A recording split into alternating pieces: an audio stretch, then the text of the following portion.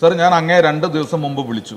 Sir എൻ്റെ നിയോജകമണ്ഡലത്തിൽ തൊട്ടടുത്താണ് ഒരു കരടിയെ പിടിച്ചു. സാർ കരടിയെ പിടിച്ച് കൂട്ടിലാക്കി. ആ കരടിയെ എവിടേക്ക് കൊണ്ടുപോകുന്നുള്ള കാര്യത്തിൽ ഉദ്യോഗസ്ഥന്മാർ സംസാരിച്ചപ്പോൾ അവർ പറഞ്ഞത് ഞങ്ങൾ കഴിഞ്ഞ തവണ ഒരു കരടിയെ കിട്ടി, ഞങ്ങളത് തിരിച്ചു കാട്ടിലേക്ക് അയച്ചു. ആ കരടി തന്നെയാണോ ഈ കരടി എന്ന് ഞങ്ങൾ പരിശോധിക്കുന്നുണ്ട്. അതിനുശേഷം ഈ കരടിയെ വീണ്ടും ആ കാട്ടിലേക്ക് തന്നെ അയക്കുന്ന പറയും. സാർ നമ്മുടെ കാട് എന്ന് പറഞ്ഞാൽ അറിയില്ലേ, വളരെ അടുത്തടുത്തുള്ളതാണ്.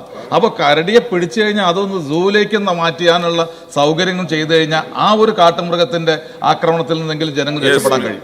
അതുകൊണ്ട് സാർ ഇങ്ങനെ പിടിക്കുന്ന വന്യമൃഗങ്ങൾ ഏതായാലും കടുവയായാലും കരടിയായാലും പുലിയായാലും അവരെ സൂവിലേക്ക് അയക്കാനുള്ള സംവിധാനം ചെയ്യുമ്പോൾ അവരെ തിരിച്ച് കാട്ടിലേക്ക് അയക്കാതിരിക്കാനുള്ള നടപടി സ്വീകരിക്കും. സർ, ബഹുമാനപ്പെട്ട മെമ്പർ എന്നോട് സൂചിപ്പിച്ച കാര്യം തന്നെയാണിത്. ഇതുവരെയുള്ള കീഴ്വഴക്കം സ്വീകരിച്ചു പോകുന്ന നടപടികൾ ഇത്തരത്തിലുള്ള വന്യജീവികളെ പിടികൂടിയാൽ ഉൾക്കാട്ടിലേക്ക് വീണ്ടും അയക്കുക എന്നുള്ളതാണ്. എങ്ങനെ സംശയം വെച്ചാലും ഉൾക്കാട്ടിലേക്ക് അയക്കുന്ന മൃഗങ്ങൾക്ക് സ്വാഭാവികമായും തിരിച്ചു വരാൻ സാധിക്കുമെന്നത് ഒരു പച്ച മലയാളത്തിൽ നമുക്ക് ബോധ്യമാകുന്ന ഒന്നാണല്ലോ.